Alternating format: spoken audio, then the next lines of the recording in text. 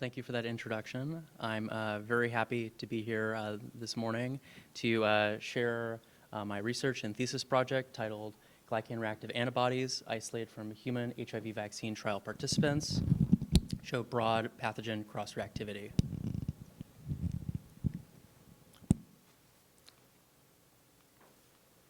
Before I get into this, I'm happy to share that the findings for today that I'm going to be sharing are up on bioRxiv. And a lot of what we're going through right now is the revision process while we submit to the Journal of Virology. We're very excited about this. First, I'll go get into some background information related to HIV, the LibreSeq pipeline used for isolating the antibodies I'll be talking about today, as well as the clinical trial background. So in 2023, there were 39 million global cases, 1.3 million new cases, and 630,000 deaths associated with HIV. And one of the largest problems we have with HIV is that there are no clinically approved preventative HIV vaccines. HIV has a very extensive and diverse global diversity, where it's broken up into roughly a dozen different clades, with certain clades being more prevalent in different parts of the world. We can see, for example, here in green, that clade C is more prevalent in Southern Africa. It accounts for roughly 50% of all global infections. A major goal of vaccine design is to elicit neutralizing antibodies against the HIV ONF surface glycoprotein shown here. The ONF trimer is split up into two different domains, the surface GP120 domain, which is responsible for host cell tropism, as well as the GP41 domain in darker blue that's responsible for host cell fusion. There are many key epitopes littered on the GP120 domain in particular that are very crucial for vaccine targets and the elicitation of neutralizing antibodies.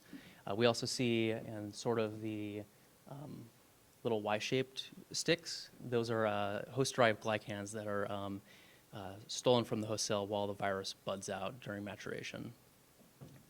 ONF also plays a key role in how easy a virus is to neutralize. Shown here on the right, we can see that a tier 1 virus has this more closed conformation, making it much easier to neutralize, since all those difficult to neutralize epitopes are more hidden, but these are lab adapted and not naturally occurring in nature. While on the other hand, tier 2 and also tier 3 strains of HIV are in that more open conformation and have generally more glycosylation patterns, but they're also those found globally in nature and are just very generally harder to neutralize, making them a very interesting and important target for HIV vaccines. So a major goal of antibody discovery efforts is to obtain antibody sequence information, but also paired to the antigen specificity. To do this, our lab, the Georgia lab, has created LibreSeq, which is short for linking B-cell receptor to antigen specificity through sequencing. This is sort of the bread and butter of our lab. This is just a simultaneous high-throughput method of obtaining antibody heavy chain and light chain sequences that's paired to antigen specificity through next-gen sequencing and B-cell sorting technology. In the context of HIV, having this ability to isolate antibody specificity that's paired to antigen specificity without sort of blind guessing and shots in the dark with random antibody sequences here and there and spending thousands of dollars testing is so just efficient with the process of finding an antibody therapy, maybe even determining if a vaccine has the potential to be something that could be used and put into people's arms in the future. So unlike other vaccines, HIV vaccines must elicit this very broad but also sterilizing immunity to completely clear the infection before the virus is able to integrate. So we can see this in this very simplified example. If we immunize with a red strain of HIV, for example, we would expect to also elicit red antibodies.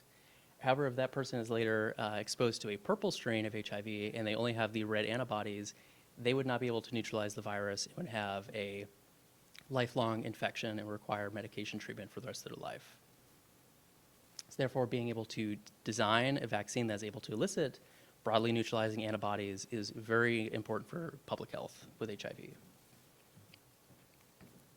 So following immunization, we would expect to see a mix of antibody populations those being strain-specific antibodies that target different epitopes on HIV, the ONF protein, as well as cross-reactive antibodies that target a very conserved epitope that can target multiple different strains of HIV. To help illustrate this, I provided a phylogenetic tree here on the right, where we can see that what we would want for a broadly neutralizing antibody is that the red circles would indicate our strain-specific or the vaccine strains that are used, they're strains used in a vaccine. But we also want to get an intraclade and interclade response, targeting as much of the phylogenetic tree as possible to really introduce a very broad and sterilizing immune response. And we go back to the example over here, the strain-specific antibodies, because they target different epitopes, they would consider not scalable in this sense or being able to be broadly neutralizing. However, the cross-reactive antibodies, or the BNAB-like, as we term with HIV field, those would be considered scalable because you can modify the vaccine to hopefully elicit this just response against the entire phylogenetic tree of HIV.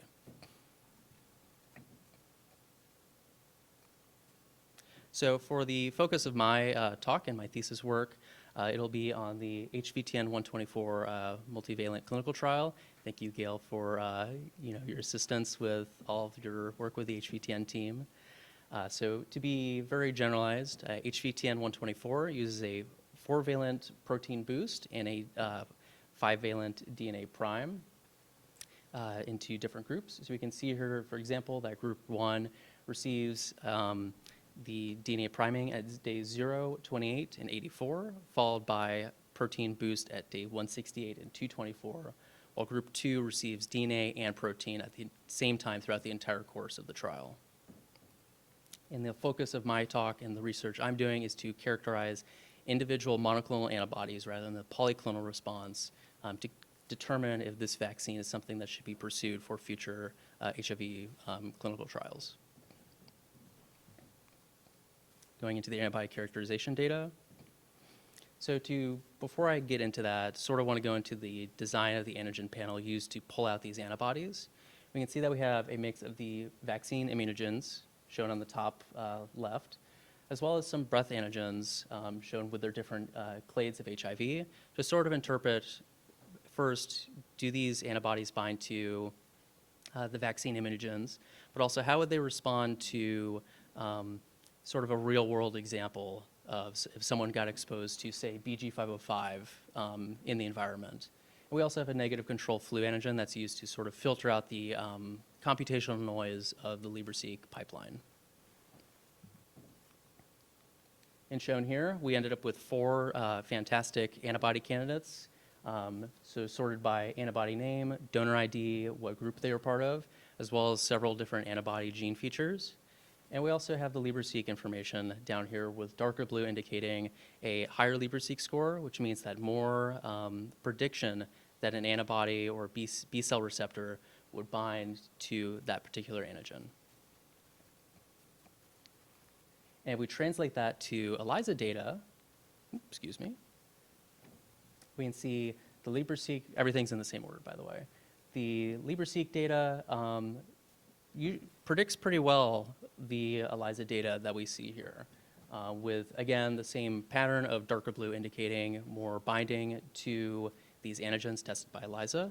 But something that's also very interesting is that we see, if we compare to influenza at the very far end, with LibreSeq we see 0 prediction or negative prediction sometimes, binding activity, but when we test by ELISA, we see that the area under the curve for that is, it's not nothing, it exists. Something is there and there's binding activity.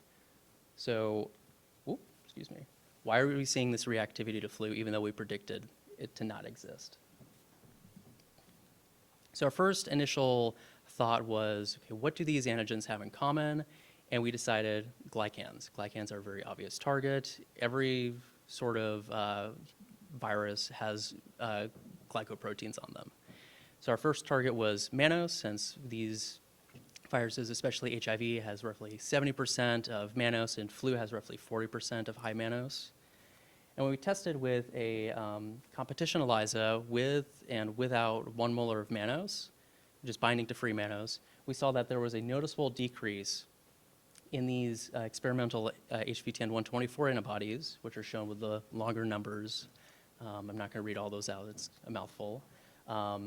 Showing that there is a decrease when you add mannose, sort of the free mannose is sequestering binding from these antigens, and yet our controls look as predicted. And 2G12, for example, is a known glycan-reactive antibody.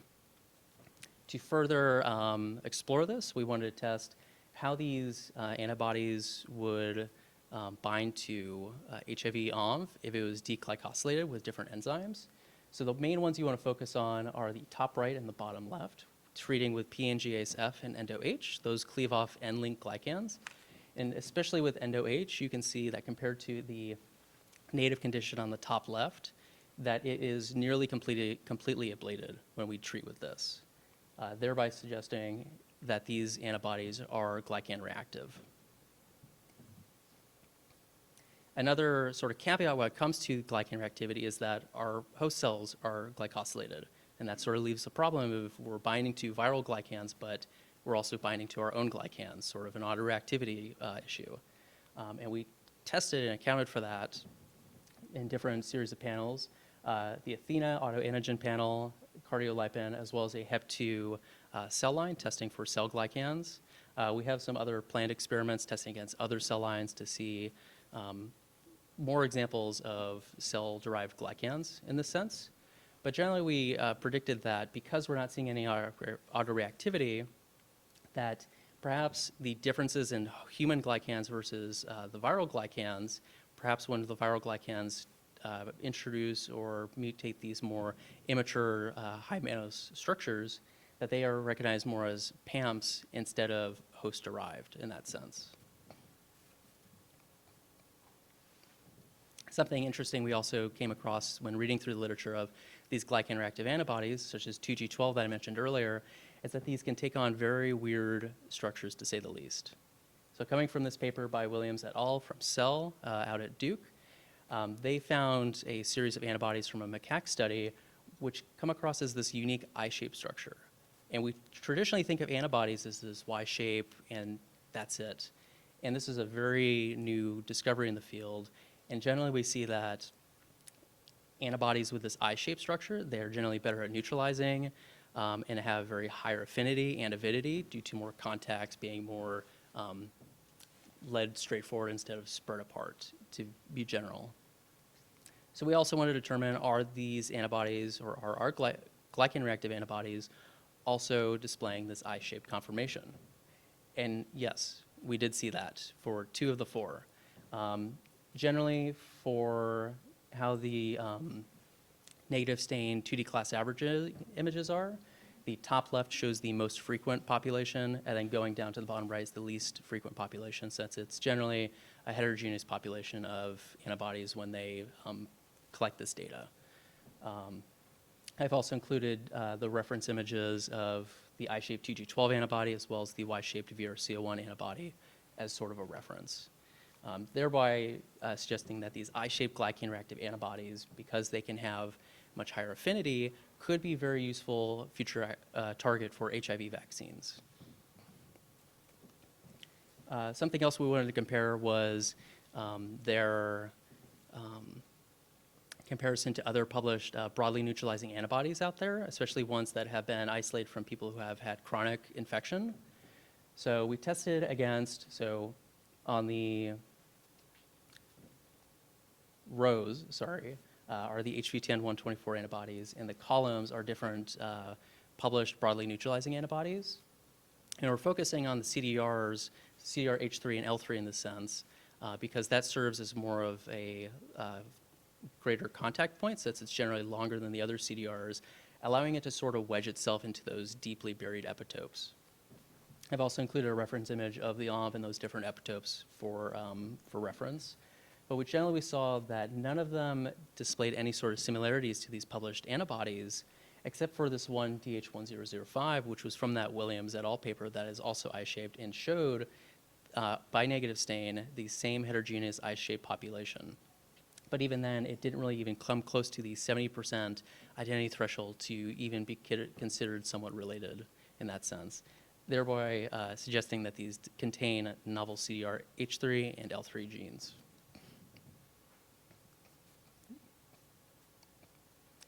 And going back into the story of the glycan reactivity, when we saw that it reacts to HIV and flu with glycans, we thought, what else could these possibly be reacting to?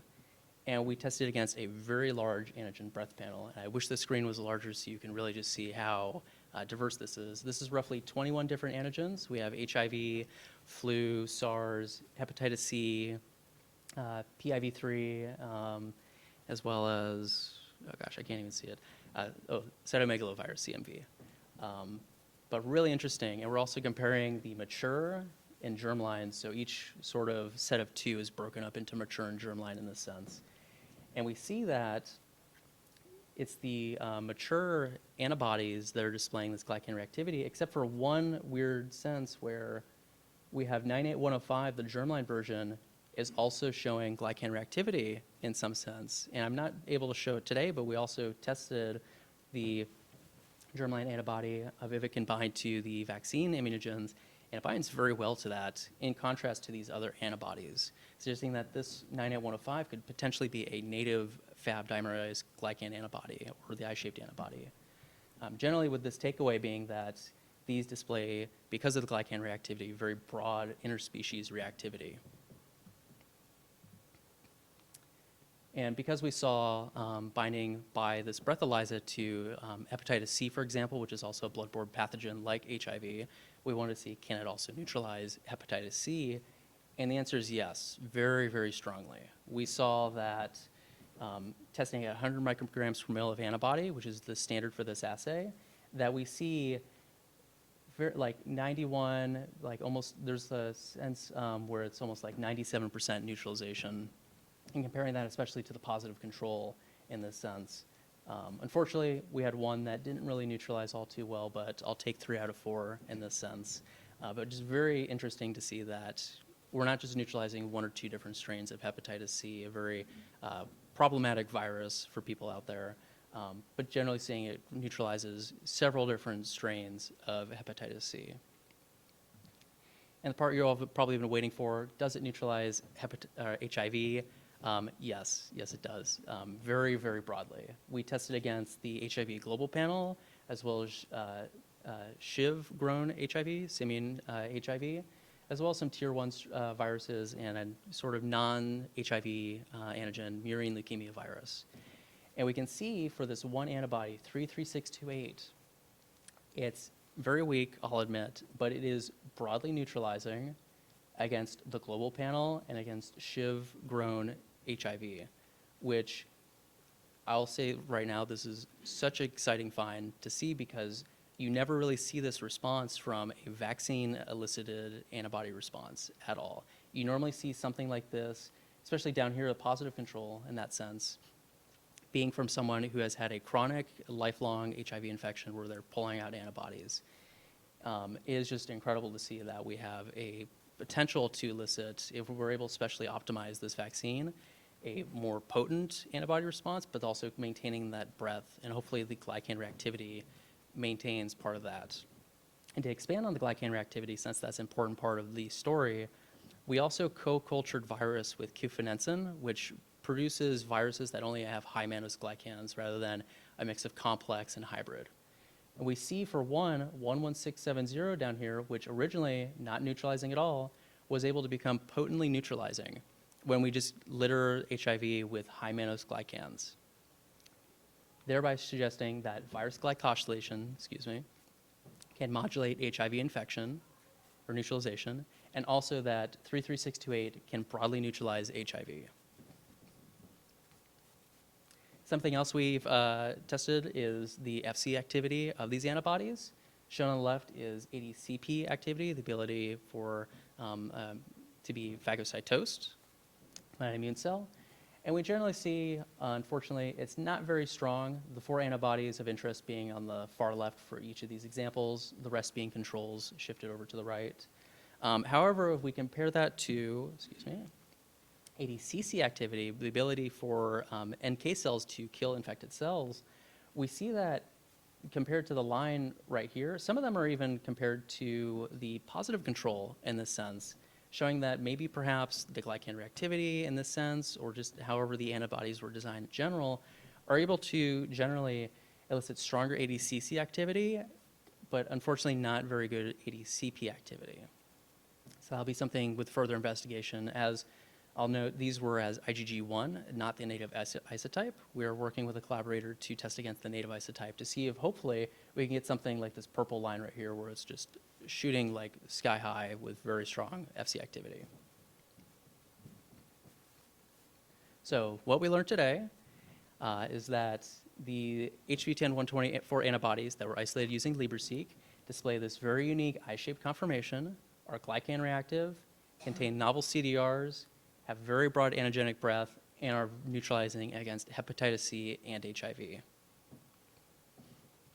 And overall, I conclude that HV10 vaccine strategy can improve current knowledge for HIV vaccine design and serve as a template for further vaccine optimization, with future directions including comparing the FC activity against the native isotypes, testing against a glycan microarray, which we've sent out the antibodies already, and a group at Harvard is gathering the data for us, as well as determining if these antibodies are autoreactive against a cell line other than HEP2 to really expand on that breadth and cell taking point home. And with that, I'd like to acknowledge my lab, my committee, all of our funders and collaborators. This has been a very fantastic project to work with. I'd also like to thank the HIV Vaccine Trials Network, Vanderbilt University, and also shameless plug, I'm trying to graduate and get a job soon. So if anyone would like to scan that or hire me or email me, I'm on the market. So that is all for my talk. Thank you. Thank you, Parker. Well, we have time for 4 or 5 questions, so. Don't worry, I don't bite too hard. So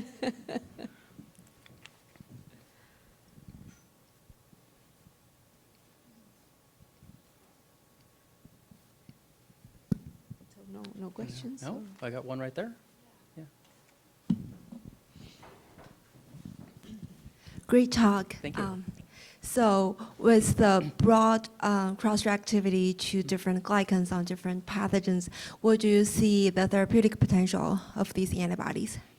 So therapeutic potential, I think, with these set of 4 right now, I think it's more diagnostic in the sense where you can't really use it as a treatment because, as I mentioned earlier, the neutralization isn't that great. It can neutralize, which is exciting, but nothing that can actually go into human arms quite yet.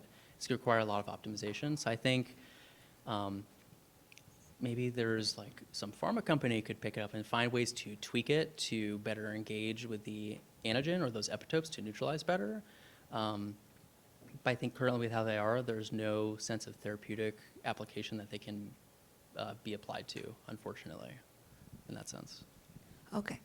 Thanks. So another question is like for when you test the, apparently the glycosylation pattern is doing something. So I'm wondering what is the system that you are testing the neutralization, your ADCC? I'm assuming all in cell line or primary cells. I think based on like primary cells can have very different glycosylation patterns and all different cell type or different T cell lines will also affect the glycosylation pattern. Yeah, so we make all of the antibodies in HEC-293 cells, and the ADCC and ADCP assays, those are run by Penny Moore's lab out in South Africa.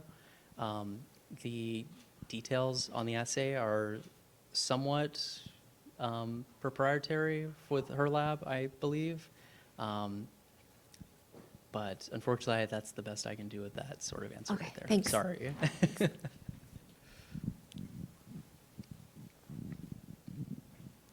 Oh, that's all? Okay. I'll go and close out this, sorry.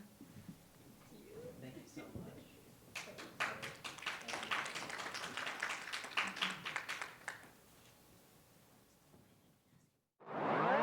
Bye.